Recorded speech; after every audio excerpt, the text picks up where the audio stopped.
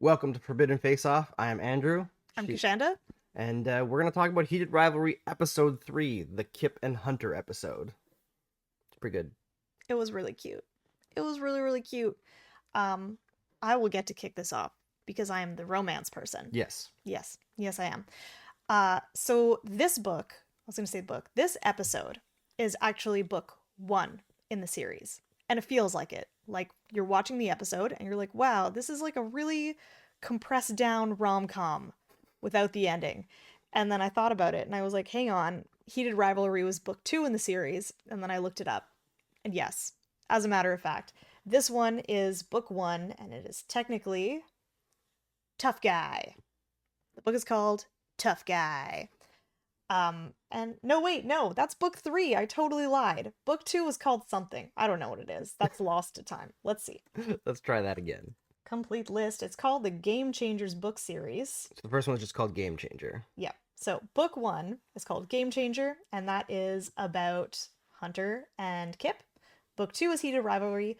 Book 3 is called Tough Guy. As a matter of fact, there's also books 4, 5, 6, and 7. In this universe, there are a lot of gay hockey players. I can only hope there are this many gay hockey players in this universe. I mean, think that would be better. In the totality of hockey, probably. At least 7? At least 7. I would say there's That's probably something. more than that in the NHL that are not out, just because numbers, right? But this would have to be 7 who all kind of sort of know each other somehow. Yeah, probably not. I mean, maybe they have like a little secret group chat. I don't know, but I feel like probably I hope not. so. That would be so nice for them. I also assume they don't, but like, Yeah. I wish the closeted dudes in the NHL got to have some happiness in their lives. That I don't would be know. nice. I don't remember if I told you or not, but there's the daughter of a former NHL player named Darren Pupa, who was a goaltender. I know. Poopa. Trust me, from my youth, it was a very popular goaltender to talk about. She had asked her dad after watching Heated Rivalry if there were any like closeted gay men when he was playing, and he said yes. And he said that there was one player that he played with who was always in the penalty box that ended up getting into a relationship with the penalty box official. Oh, that's so cute. Yeah. That should be a romance series. It should. Did you also see there was a meme going around that about how when they're in the penalty box, they should have to shoot like Real Housewives style interviews? Confessional? Yeah, it should be a confessional. There should be. Yes, that'd be fun. That would be amazing. It would just be them being like, that was stupid. I'm so mad right now. I can't believe he did that to me. It would all be the exact same thing though, because none of them can ever take a penalty and be like, "Oh, that was my bad." Yeah, but it's not about them being fair. No, A confessional is about being unfair. it's true. A But being confessional, bratty. that's your space to be like, and another thing that I'm pretty pissed off about right now while we're on the subject, like that's the point of a confessional. I would watch that. I would watch boys at the aquarium in their timeout box having a hissy fit on confessional. This would improve the NHL It would definitely improve by it. at least 23%. Although you're counting on hockey players to show personality, and that's probably not going to happen. But once you convince them to start bitching, once you convince somebody of how fun it is to bitch, floodgates open. It's true. Hopefully, you never know. Men don't understand this. Women, we understand. We have a lot of innate rage from everything. Life. So we get to bitch about things. And I'm slowly trying to convince some of the men in my life that, like, you too can complain. We can complain together. I mean, don't complain about certain things. Don't complain about how you had to cut the grass after your wife did everything around the house. No. But, like, you do get to complain when things are bad in your life. And it's fun. And then it makes you feel better. It's true. Venting is good. Anyway, this is my pitch to have hockey confessionals. I think it's a good idea. I would enjoy it. I would watch that. Anyway, we get back to the episode. I don't know if you saw this going around because I know my feed is more Heated Rivalry than you, but there's much speculation that the styling on this makes it Bucky Cap fanfic. I didn't see that. I'll be honest. I thought Hang on, I think I screen capped because I was Did like, you? I will prove it because he will be confused. Yeah, I didn't. This is full A on. little. So this is a picture of them at the art gallery, and Hunter has the glasses and the cap. He's got the Marvel Incognito look. It is full on Cap at the mall trying to hide In Winter from Hydra. Soldier? Yes. Yeah. Yes. I'm not sure I get the Bucky comparisons though for Kip. I think it's because I know we Some disagreed of while we the were watching styling this. was there. I think Kip looks a little bit like an attractive version of Matthew Kachuk, and And he Kish had to does look not that up, agree. and I said no. No. Also, I saw the actor who plays Kip, who was just out of Vancouver game. Very cute. Yay. Yeah. And I had this disconnect. Again, the same thing with like Shane as well. Where within the show, I'm like, not overly super attractive, but then in real life, you're like, this dude is really attractive. And then I remembered it's because they're all styled like it's 2009, 2013. And yes, they all look a little bit dated, which is really good costuming. It is, yeah. It's accurate, right? And Like when I look at it and I'm like, feels off. Like the attractive isn't there. And like, yes, that's right, because this is supposed to be from a decade previously. So the fashion has shifted, not massively. It's not like 1920s to 2020s, but enough that you feel this like it's a little bit behind. he doesn't look good. I mean, they're all very attractive on the show too, but like not as good. Yeah, not modern. I Not guess. modern. Could be better, but then it's purposeful and you're Although- like, "Oh, I get Speaking it." of costuming, when Scott Hunter goes into that smoothie shop and meets Kip for the first time, he's coming in from a run. He is wearing the thinnest I shirt. also thought that too. of That all was a time. lot of nipples. That was some like Val Kilmer Batman suit happening. You could see like deep indentations in all of his ab muscles, and I was like, how did you even accomplish that? It's impressive. They also felt that the internet, when I say they, I mean the internet felt that that was supposed to be Steve Rogers doing the laps with on your left, on your left. That was, I mean, and it does make sense to reference that too, because I know that a lot of like gay people who enjoy those movies felt like a lot of the Bucky Cap stuff was like what do they call it, like queer coded. Yeah, queer coded, but like queer baiting, because it never got there. I don't know if it rose to that, but there was definitely some level of this might be more than a friendship. I don't know, maybe it wasn't, but I feel like I it's wouldn't totally be normal. mad at it if you made Bucky Cap / fanfiction. I wouldn't be mad. I'd be like, they love each other so much. And like the fact is, for people who are not super straight, it makes sense to pine after relationships in media, because frankly we don't get a lot. That's why we're talking about Heated Rivalry like it's some super amazing thing. And like, it is well done, it's well filmed, well made, but it's because it's also rare to see this. And I think this episode was also maybe the most rare thing I've seen in like gay relationships outside of like the one-off episode of The Last of Us, where it has the fun of the beginning of a relationship, but it also delves into things in gay relationships that we just don't talk about that much, like the wear and tear of not being out, Of being what is essentially an oppressed group in a lot of North America right now, and living that reality. Yeah, 100%. Fair enough. Anyway, they're at a smoothie shop. No, wait, I'm going to backtrack. Getting ahead. I'm going to backtrack and say that the opening to this episode, because we are parents, I am tired all the time. Andrew put it on and pressed play, and then I sat there being like, we watched this episode already. This already happened. We already saw this conversation. And then he was like, no, it's the right episode. And I full on would not believe you. And I just thought you were being really dumb, because sometimes you are really dumb. You know what it reminded me of is when we watch stuff with the kids, and you know how sometimes you like go to the next episode and it's like it's got the recap. Yep. And my kids think so little of my intelligence that the recap starts and they're like, "Why would you put the same episode on? We just watched this." And I'm like, it's not me. I'm not that dumb. I swear. I do choose the right episode most of the time. Anyway, that was very confusing to me. And then I caught on and I was like, oh. And then I loved how they sort of pan towards Hunter, where they're talking about like, man, he's gay. That's crazy. Isn't it crazy to be like gay and out in Russia? And then you see Hunter start like shuffling and being like, Shane was also super uncomfortable, but also like, it is brave. It was very fun to shoot it that way, and that you had the scene from Shane's perspective, and then you broaden it out to see Hunter as well being kind of uncomfortable. Also, I keep forgetting if his first name is Scott or Hunter, but Scott. Then yes, but also like Hunter is a first name, so I'm just going to use them interchangeably. He's named whatever I say he's named right now. Yeah. It's one of those two names. It's whatever comes out of my face. Well, the thing is, with hockey players, you can just say last name because that's how they all do it. It's true, but as a small microaggression of feminism, I choose to use their first names. They don't need to be as respected. Disrespect. Women always get referred to by their first names. Men can suck it up. It's true.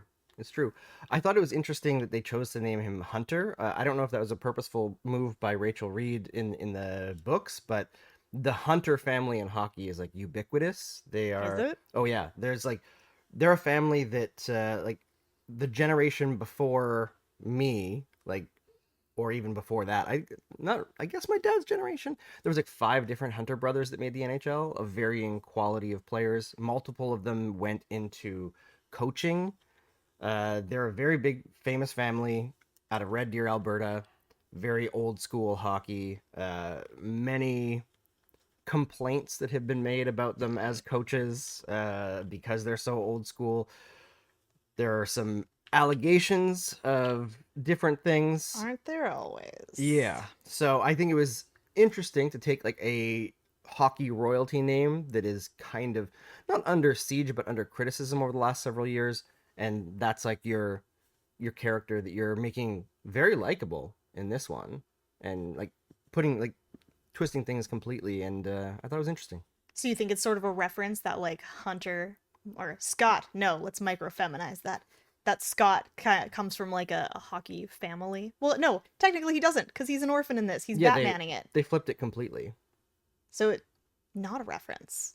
Or it could be a reference and they just decided to do complete opposite. Because it's like a hyper conservative family. So like big family, no family. It's an interesting take. Yeah.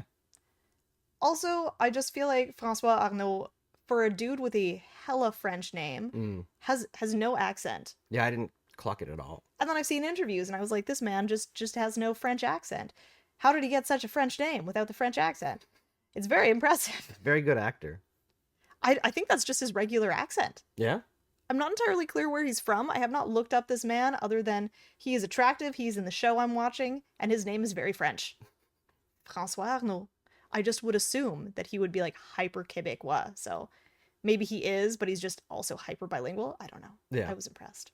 I was talking to somebody about this episode actually, and I was gratified immediately, or felt good that as soon as I saw it, I was like, people are going to be upset about that smoothie. Yes. It's too thin. Yes. Did you like the little puppet show I sent you where they were like, it's basically dishwater? I've been getting so many reenactments of Heated Rivalry scenes with calico creatures. Literally anything. Any inanimate objects people have had at home. They just have been recreating Heated Rivalry scenes. And they're very good. So I sent him one with puppets, and that was it. That was like, here's your smoothie, and it was tagged with like, it's basically dishwater. I'm like, yes. This smoothie is so sad. It's so sad and watery, and I am sad that he had to drink it. I understand it's a prop, but also, why is it that watery? It was so watery. It was so watery. Also, I also take issue with Kip saying, the bananas make a big difference. Quote, Kip, the bananas don't make a big difference. The bananas supersede every other flavor you put next to a banana. A banana is a nuclear bomb of flavor that obliterates everything else. And I say this as someone who likes bananas. Give me banana bread. But like, it's banana. If you put a banana in any smoothie, the smoothie is now banana with color. It's true. Bananas are an overpowering smoothie ingredient. They do make, if it's blended well, bananas add like a nice texture, like a thickening texture to smoothies. But if you want that and you don't like banana, mangoes. Mangoes are Mangoes the key. also add creaminess. Yes. I'm a big fan of that. Yes. We don't This has add been bananas. Smoothie Corner with Forbidden Face. We're big smoothie people, apparently. I really like bananas. My sister hates bananas. She like won't touch it. You can also use bananas as an egg substitute sometimes, but then whatever you're cooking will taste like bananas. So like, don't bread things At with your it. own risk. Yeah, don't be weird about it. Be cool. My point is, when someone is like, you should put a banana in that smoothie, I'm like, how about I fucking don't? Because I want to taste the other things in this. Thanks. Like, I understand some of you like bananas.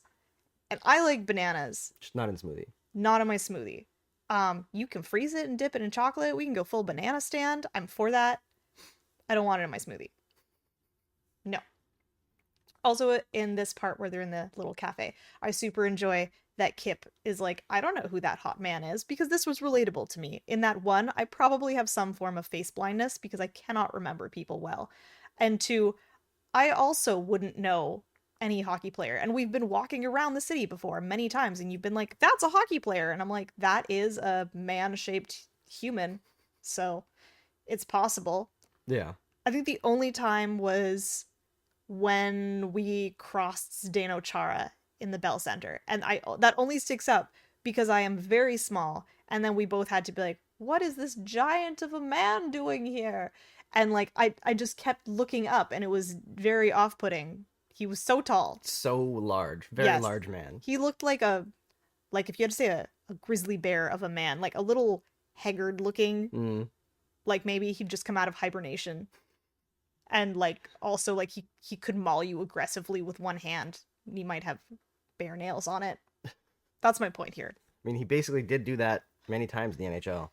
This is, even then, if you put a lineup of tall men together and told me one was Zdeno Chara, I'm only 30% sure I could figure out who it was. Yeah, probably not. I don't know. At this point, I'd be like, which one of you reminds me of a grizzly bear the most? And then I'd pick that man and just hope. That's how I do it. So the smoothie saves Scott Hunter's season. He's having a really rough season. He's nearing the end of his career. And this little meet with Kip has kind of sparked him. And so, very accurate to hockey, things turn around for Scott Hunter, and he decides he needs to do the exact same thing again because athletes are super superstitious. And it's kind of played off as like that's his excuse to keep coming back, and like enables his clear infatuation with Kip because it's right away that he notices this guy and he's like, Yes, I enjoyed it. I also enjoy every single meme about it that just labels it as flirts and gay. I'm not sure if this is being not gay. I couldn't tell you if that is flirting and gay, but I enjoyed the caption. Very good. I also enjoy Kip immediately being like, I guess I'm going to learn everything I can about hockey now. Just cute. Would I do that? No. Clearly not. Clearly not. Clearly, I have passed the Rubicon of ever attempting to deeply get into hockey. But I am here, and I am watching gay men do hockey. So, like, close enough, I think. You got there eventually. There's also some part where they're in the smoothie shop, and I think his coworker, Maria, maybe that's the name, is talking to Kip. And Kip is like, no, he's not gay. He's definitely not gay. And then she says, then make him gay. And then I made a note to say, this is acceptable conversion therapy in my book. Could be okay. Yeah. Yeah. If we have to have conversion therapy, I think there is also a very long line of women out there who would sign up to be like, can I be made gay? Because that seems preferable right now. Not having to deal with men? I think a lot of women would sign up for that clinical trial. That's kind of like the ultimate, like, it's not a choice. That's it. It's not a choice because there are, again, many women who I've seen making TikToks saying if it was a choice, I would have made that choice. And I get it. I think I'm very lucky that I haven't had to date since I was a kid. Yep. And I don't exactly know how I would navigate that now. And the whole thing seems deeply overwhelming and horrifying, especially when you have to factor in things like, I hope I don't get murdered. Like that doesn't sound fun. When I was a kid, I was not too concerned about being murdered, partially because I was a kid and I thought I could never hurt myself. And partially because kids got murdered slightly less as women, slightly. But as an adult, knowing the stats, I'm like, to the people dating, damn, you guys are amazing. I don't know if I could do that. It takes a certain level of bravery. And speaking of murder, they bond over serial killer stories. They did, and that was, yes, love serial killer stuff. But also if I'm flirting with the guy and he's like, do you know what I love reading? Serial killers. I'd be like, you know what? Having some questions about this. I'm not feeling great about how much you love talking about murdering people. Like, I would, if I was around my girlfriends. This is a thing where, like, if I'm talking to girls and they want to talk about serial killers and murder, yes, very fun, good time. If I'm around a dude I don't know who wants to talk about serial killers, I'm gonna get really uncomfortable really fast.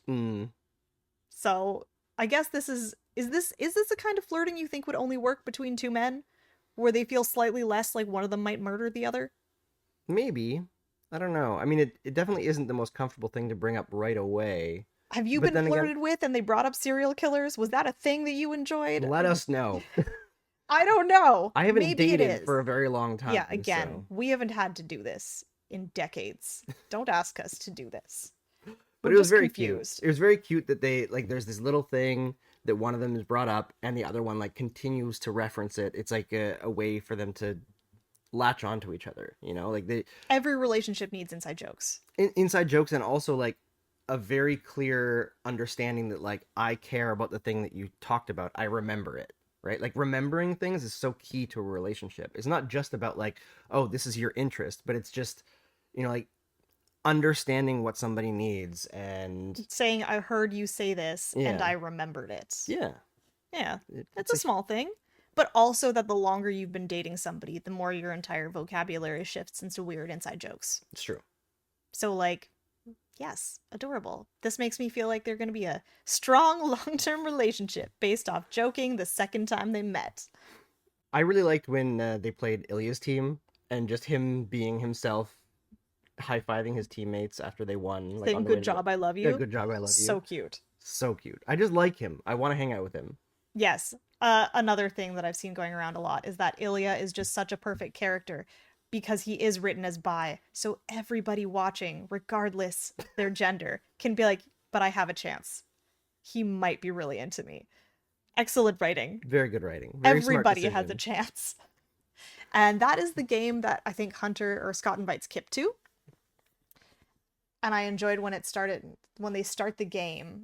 They say, let's do that sport.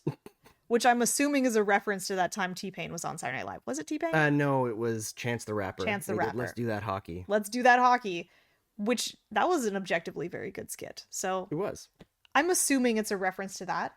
And I enjoyed that. Very good. When we get to meet more of like, I see more of Kip's story, right? And he's a very different character from everyone else that we've met because let's face it, everyone's pretty successful, rich hockey players, and he's working part-time jobs trying to get into art school, or it is art school, right? It's like I think so, yes. it's like fine arts, but yeah, he's really interesting. I loved his dad. His dad is so supportive, like right off the bat. He just seems to care about Kip. He's not giving him a hard time. He's not making snide comments about him. He He's believes just... in him like 100%. Yes. It's very sweet. So I have a question for you. Scott has a comment that he makes to Kip. He says, science only really counts during playoffs.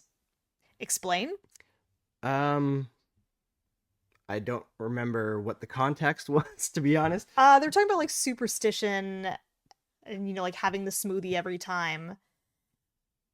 And then he does make this comment of like, I think Kip pushes back on it, maybe. I'm blanking here, guys. But I was like, does science only count during playoffs? Is this a thing? I mean, it's probably more along the lines of like things get more serious in the playoffs and it's less like screwing around superstitions for fun, maybe. But do you feel players are equally superstitious during playoffs? probably more, actually. Do they also have a lot, like, do the coaches bring a lot of science into it? Are they data driven at all? No.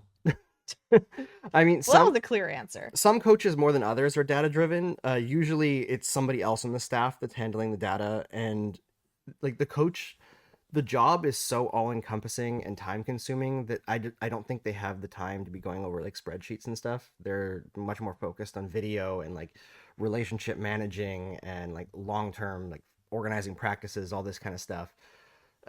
So it's more like you have somebody who has the data and then they find a way to communicate with the coach in a way that the coach can apply. So it's like a multi-layered process for the teams that do it well. Not all teams do it well. Not all teams even really care about stats. I mean, the stats are a fairly recent development within hockey, like since you started doing it. Yes. The Corsi Wars took place in like the early 2010s. That makes it sound cool, but it's not an emu war. No, it's not as cool as the Emu War, but it was a lot of angry people online arguing about stuff, and then a bunch of people who were like amateur bloggers being told they don't know anything by mainstream media people and hockey people. Was that you? Were you one of the amateur bloggers then? I was, and Aw. it turns out that a lot of those people who were amateurs and didn't know anything are now hired by NHL teams, including multiple of them as like general managers and doing a good job. So, as it turns out, people who are highly educated and understand math are pretty good at applying that math. As it turns to out, sports. hyper-focused nerds will hyper-focus and bring you the best of their nerdery. Yep. Like, if you need to improve something, find a nerd who's like, I am so passionate about this, I would talk about it for 2 hours, and they will fix your problems. Pretty much.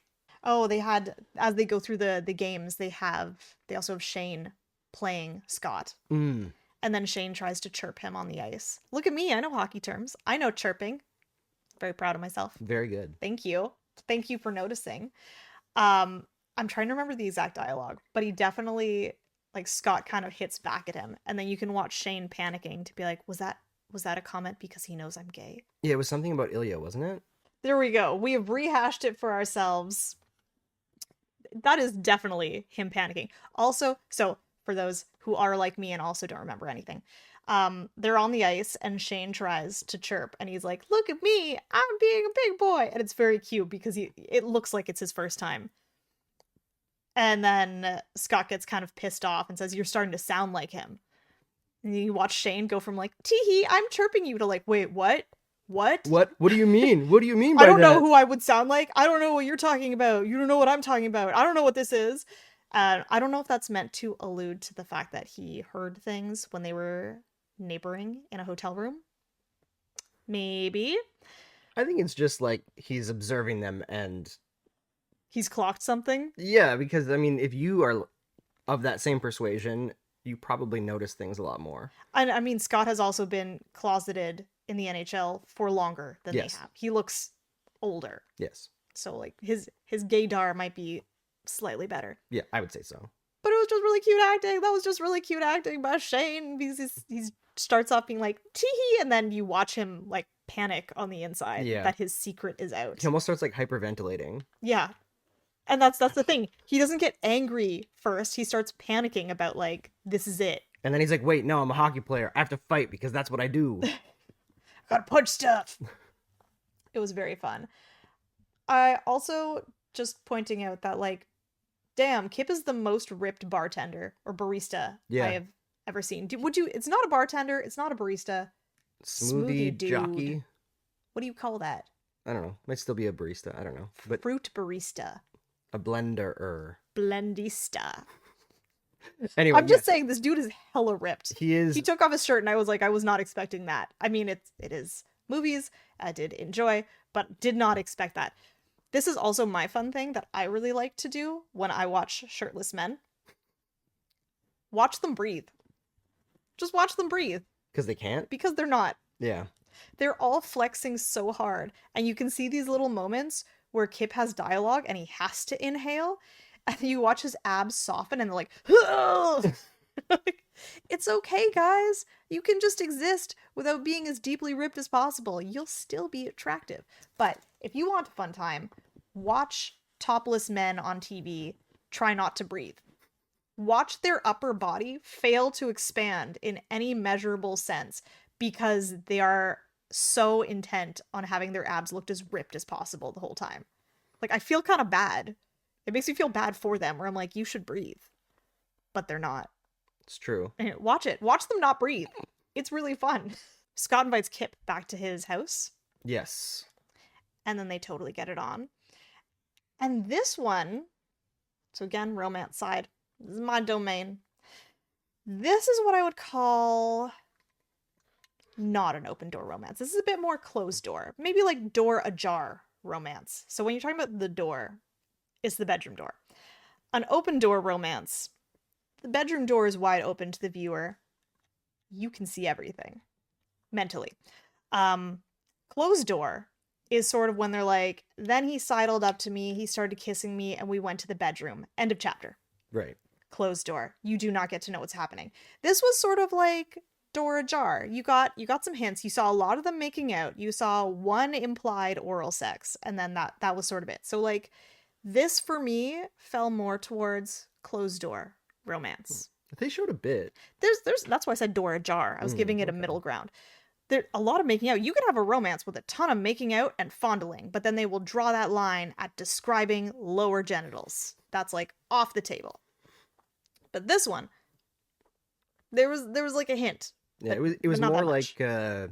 montagey because they were trying to like jam a whole relationship into one episode. Right? Yes. So maybe they would have gone for more open door had they had the time, but because this is a full romance novel, almost entirely compressed into one episode, you're sort of just getting highlights. Mhm. And honestly, a lot of the highlights in romance comes from the yearning. Like, yes, also the smut. Some of us just want the smut sometimes, but a lot of it also comes from setting up these relationships where you're cheering for them and where you go like, oh my god, that was so cute. Like Kip saying, or, I choose or. That is a hella romance line. And you're like, oh, or, he chose or. I wish I could say that to somebody. It's those moments of the character getting to feel like they're really cared about and Mhm. cherished and wanted. And they put a lot of those scenes in instead of the smutty scenes. So it's a different vibe. If you don't read romance books, this is the difference. This is how they're different. This Yeah. is like, I don't know, regular season versus playoffs. They're different. They're two separate things. And you can enjoy one or the other or both. I don't judge you. Again, I'm in it for a good time, not a coherent or normal time. Don't care. Although I feel like this relationship was like, mm, I don't know, about more coherent than Ilya and Shane, but I thought it was more mature, obviously, because Scott's older, so he's got a different way of doing things. And there was like discussion relatively early in the relationship about the situation that Scott's in, right? And even like understanding that you can talk about things up front, agree about it, but that still has a mental wear and tear on your relationship anyway. So like you've discussed the fact that you can't come out, that you're stuck being an NHL player and you're afraid about how that's going to affect things. You don't want to rock the boat, but there's still like for Kip, even though he's happy in the relationship with Scott, like in the actual relationship with each other, there's no glaring issue. But because of the fact that they have to hide it, there's a wear and tear on it that over time Kip becomes very unhappy. This is, again, I think we talked about this with Ilya and Shane, but it's a plot point that really only works in queer relationships. Mm-hmm. If you had a guy and a girl, if this was a heteronormative relationship, and the guy was like, sorry, girlfriend, I can't tell anyone about you. You have to be a secret. There is no scenario where you look at that guy and go, well, that seems fair. Yeah, that's reasonable. No, There's he's any hiding guy doing something. that, you're like, whoa, what the fuck? Like, why are you doing this? This is a red flag. Maybe there's a reason, but like it's gonna have to be a really good one. It's gonna have to be like, I don't know, my wife recently died, and I'm concerned that the media might latch on, but also I never loved her and she never loved me, and you're the first love of my life. Like you could write it in, but this is not an easy plot. This is a plot of like wild ups and downs Yeah, and you're gonna have twists to and turns. jump through a lot Where of you're like, hoops. okay, sure, this Yeah, is weird now. But this is like, yes, you are kept a secret because he is genuinely terrified of how his life could fall apart by coming out. and also like as they get to the part with the gala where Scott makes his speech and he's talking about how he was orphaned and hockey kind of like gave him his life. I also like the orphan part makes it even more extreme, but this is a very hockey or pro athlete thing that for these people they often don't grow up all the way, and that's part of the reason why I think a lot of people enjoy athletes and like seeing their interactions. Is they're kind of goofy, they kind of act like kids sometimes, they're always playing tricks on each other. There's like a level of adolescence that never really goes away, and Hmm. hockey becomes everything to these folks. So like when they retire, it's not uncommon to be dealing with some serious depression, with like feeling lost because That's that so sad. that team is like everything to you. That's your relationships, your friendships, your work, like everything, and it all gets taken away because it's your whole life, right? From being a small kid all the way to like if you make it to the end of it, 40 years old in the NHL. It's like a microcosm of when you do theater. Mm-hmm. So when you do a production, I only did productions in school, but we were really serious about our productions. We were in art school. So you'd spend months together learning your lines, getting your costumes, doing your sets. And you would have your tech days. Your tech days were, I think we would usually start at 9 in the morning and finish at 8 p.m. You were just there the whole time. You had matinees, you had evening shows, 4 or 5 hour blocks where you're with these people. And when we'd have to strike the set, you just had this sense of loss and sadness that it was all over. So because we were very dramatic, we did Les Mis when I was in school. It was a very intense production. Everyone who's done this production of Les Mis has gone on to watch actual professional productions and been like, ours was better. It just was. We had a full-on, full-down barricade. It was very good. I digress. We did the striking of the set after our last show the next day, and I was helping strike the tech booth, like tidying things up, with some of the girls who were in my choir group. And then we all just picked the saddest songs in Les Mis and sang them all together while we cleaned, like the deeply emo children we were. There was a song in Les Mis about how I know I'm way off point. There's a song in Les Mis for the women to sing after the men have died in this protest, where they sing about how their sons and their lovers and boyfriends have all died, and how is it empty chairs? No, that's Mary's song. Anyway, there's a women's song, and we all just sat around, tidied, and sang it and cried because the show was over. So it's this like tiny girl version of hockey, but we have to do it repeatedly. We do have the gala scenes though. So there's also the gala beforehand, where Scott and Kip run into each other, quite literally, with Kip smushing food into him by accident because he doesn't see him around the corner. That's right, yeah. I kind of liked that too, because Kip goes back in and sees his friend who hired him, and he's panicking. And he's like, "Oh my God, you're about to fire me." And his friend is like, "No, I'm not going to do that. Your staff, accidents happen. This isn't a Hollywood movie where I'm going to scream at you and berate you." Like, yeah, that's also real life. And you get to see Kip have this beautiful circle of friends who care about him and who want to support him, and who you can watch them getting more and more concerned about Kip blatantly lying to them. Like, Kip wants to keep Scott's secret, but then his friends see that, like, there's a cost. He's pulling away. He doesn't want to be around them as much. He can't tell them what's going on in his life. So it's not as fun to be around people you care about when you have to lie over and over again. So it was fun to see him given a friend group that wasn't necessarily catty or trying to bring him down. They just cared about each other. Yeah, he has like a legit support group, but is like separating himself from that support because he feels so guilty about lying. And like, it's so legit. All the conflict in this episode makes complete sense psychologically, like relationship wise, the actual things that are happening. Like, it just makes sense. It's very like self-formed in a way. Like, it just makes sense. It does make sense. I like it. It's very well done. They also had we kind of talked about this a little bit earlier. Scott's big speech he has where he's like, "I know I'm going to be a lot. I'm going to be a lot right now for a second." I feel like this is also in romance very much a thing that they write in men being vulnerable with the women that they're into, or partner in this case. And that's something that women want. We want to know how men are feeling about things. We want to hear that we're cared about. And this is a thing that I think is very difficult for a lot of men who have been taught their whole life to not discuss these things.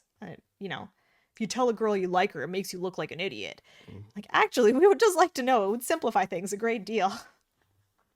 So, like, it's very cute to see that in there. Agreed. To see a man immediately be willing to get messy and spill, and to say, like, "Listen, I am all in. I know I just invited you back. I know we've only known each other for a couple weeks, but I really, really like you." This was, I segue for another story. A friend of mine works at a college, and she had been at a function, I think, where they had to discuss different college matters. One of those like Ped Day-esque things. And she got sat with a bunch of dude bros who were going on about like, "Oh, women all like romance novels." Nah. She's not into it, but she knows me, who is into it. And so she said, "Well, I believe in this case, the fantasy, from what I've heard, that many women are attracted to is the idea of men who are willing to openly care about somebody and have discussions with them." And then she watched all of them shut up real fast. Yeah.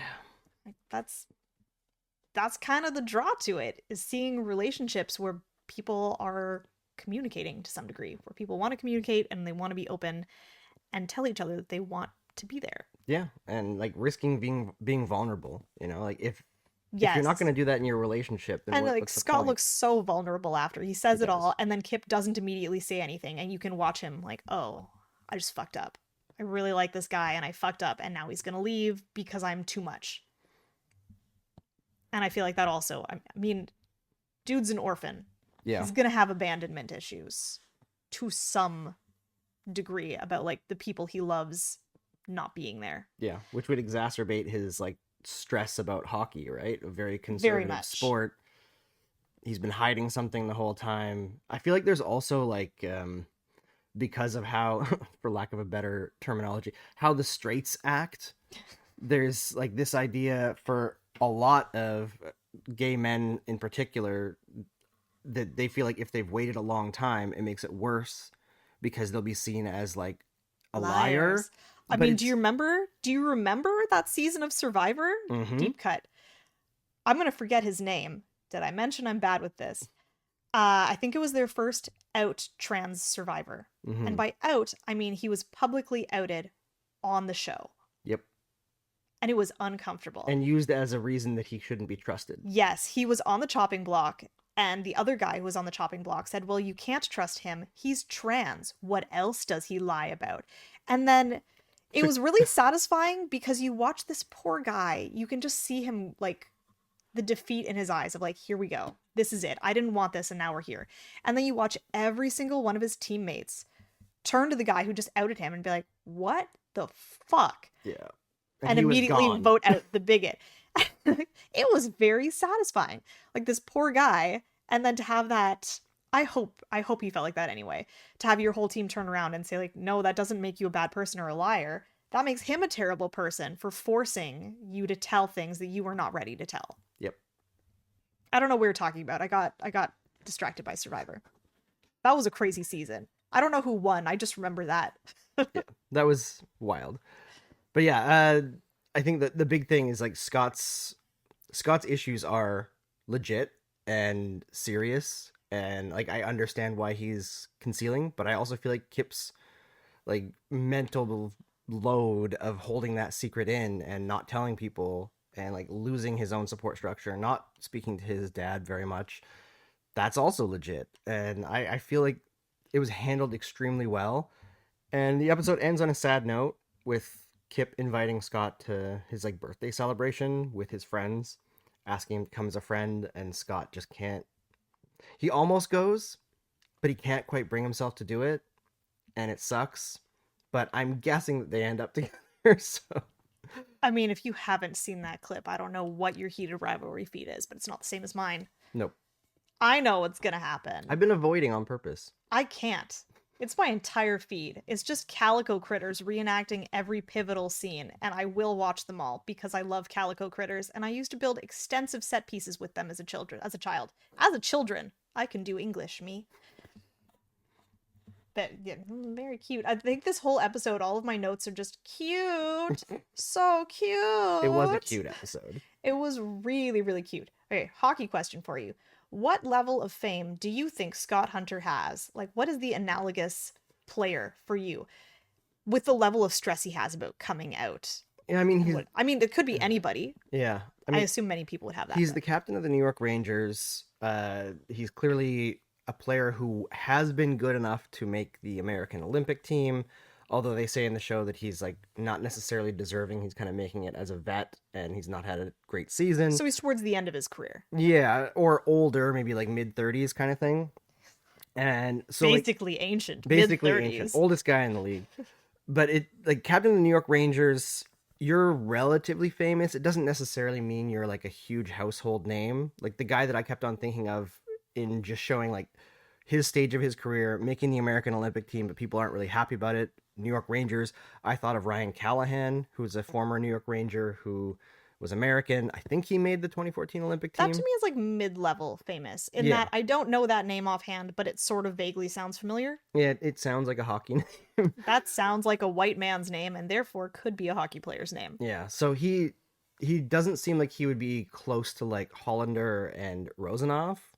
No, he's clearly like much older than them. Well, yeah, but also like in terms of like fame and like career, like, Okay. it seems like he's like a good player, but not a star player, if that makes sense. That makes sense. I get it. It's a solid B-list hockey celebrity. Second line guy. No. He might have been A-list at one point, but maybe less so now. Yeah. So one of the things I have fun doing is finding the tropes, because romance novels have tropes. And listen, the tropes work. I'm not here to be like, oh, it's not real literature because they have tropes. You know what you like, and that's very helpful when you are looking for a new romance novel to read, that somebody can say, here, read this book, it's these tropes, and you can go, oh, I like those, or like, that one I really don't like. To me, this particular one with Scott and Kip would be very like golden retriever energy. Golden retriever. For Kip? Both of them. Both? Oh. I mean, Scott too, with his like, I just want to come home and I hope you're there so I can jump over the couch and smooch you a little. Like, it's adorable. It's like Big Doug from Up. I just met you and I love you. It's very cute. There's also this like, I can't admit I'm in love vibe to them, where they can't admit how serious it is, even though it's very clearly very serious very quickly. And then it's kind of a fun juxtaposition because Shane and Ilya have more of an very lightly enemies to lovers, and that they should be enemies, but are not. They also kind of have some vague forced proximity in there because they're both in the NHL and they're constantly rotating around each other. They can't help crossing each other over and over. It's fun to see how they integrate the different tropes in there. Yeah, and they like utilize hockey's like natural schedule to create that. It's I smart. mean, I'm personally pulling for them to roll up to a hotel room where they're like, sorry, it's the last hotel room available and it's a single bed. I know they're not going to. I just wish it would happen. I think that's the cottage. Oh, I can't wait to get to the cottage. Have I so many times. Will you come to the cottage with me this summer? I'm probably screwing up the lines, but like, so many calico critters have said this to me on my Instagram. So many. I would also say under tropes, because I had more listed, there's a bit of an I can fix him to it that Kip has. I can fix him. I can make him happy enough that he'll come out eventually. And there's also, I think this is going to be later, some like, he just needed my love all along. I was the special thing. I did fix him.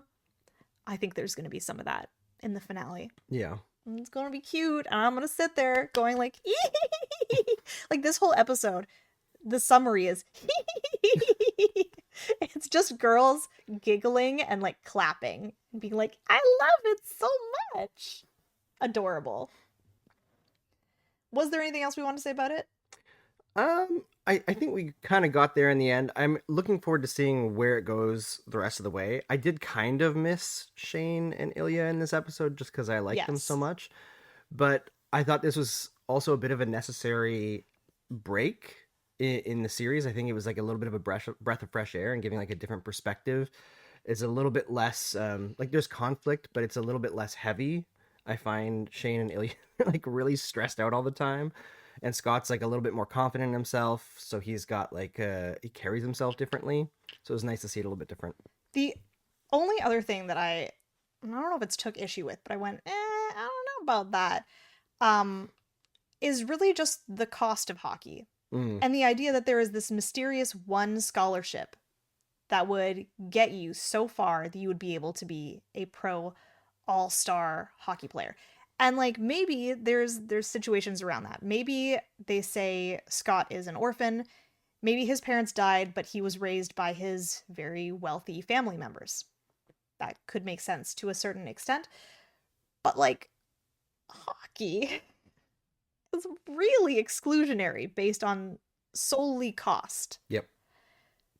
The idea that a scholarship at best, a scholarship maybe runs 5 years. Maybe it gives you hockey funding for 5 years.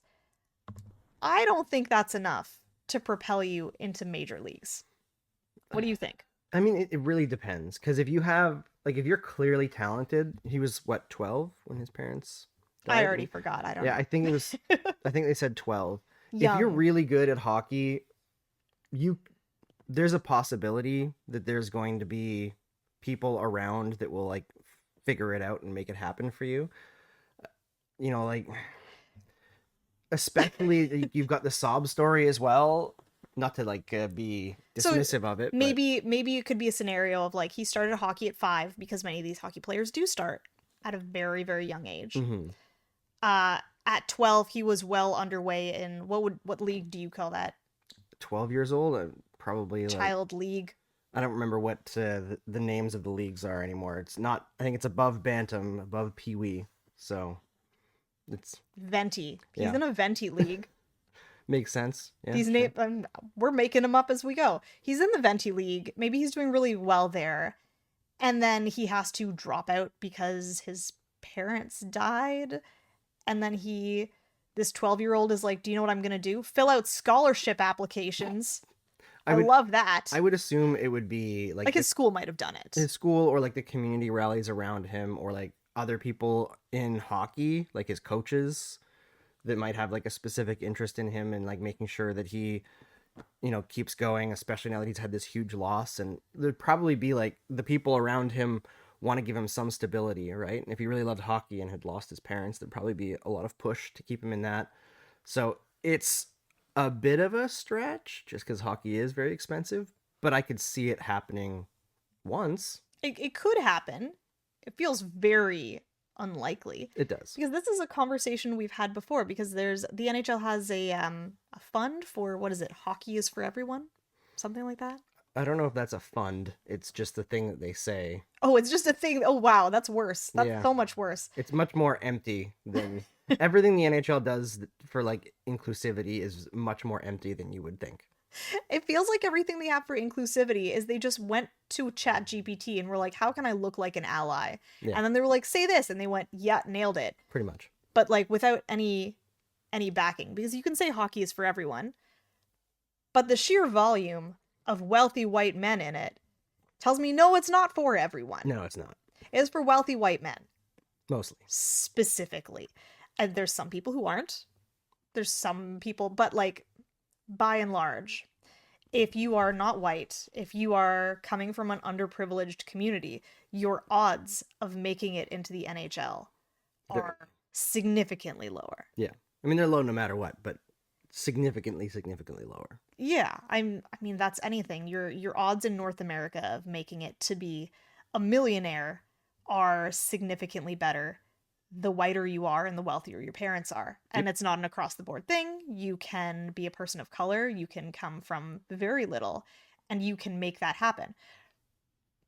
But the odds are low. The odds are not in your favor. And that's the thing that really bothers me when people have that, well, that person did it. Okay, but statistically, the odds of anyone else doing it are not very good, are they? Nope. So like the odds of an orphan making in the NHL, the odds of an orphan getting a Magic Hockey scholarship, not great. Yeah. It's especially tough when you realize like how much hockey parents contribute to like players getting to places, right? Like just finding ways to get to practice. That's it. If you are working multiple jobs, oops, sorry, I didn't move my...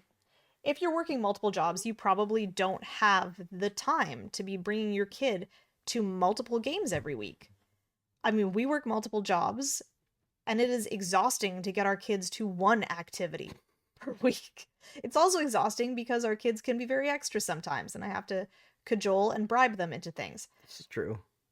I think everybody bribes their kid into activities, and everybody is exhausted at the end of it. So the idea of doing that multiple times a week, while I'm shelling out, what would you say, like a couple $1,000s a year per child? Easily, without equipment. I mean, maybe the first year it's only $500, maybe $1,000. But like that's gonna... But you still have to pay for the equipment up front, and it's not cheap. I mean, you can get secondhand and stuff, but like it's increasingly difficult. And like even like skates, my skates were like $550. Damn. Yeah. Why did we buy such expensive skates? Were they on special? No. Damn, why did we do that? Because skates are expensive. I think mine were like $30 from Canadian Tire. No, they were more than that. But like also like my foot, remember, I had a foot issue. Yes. So I had to get good skates. I didn't have a foot issue. I just have a shitty at skating issue.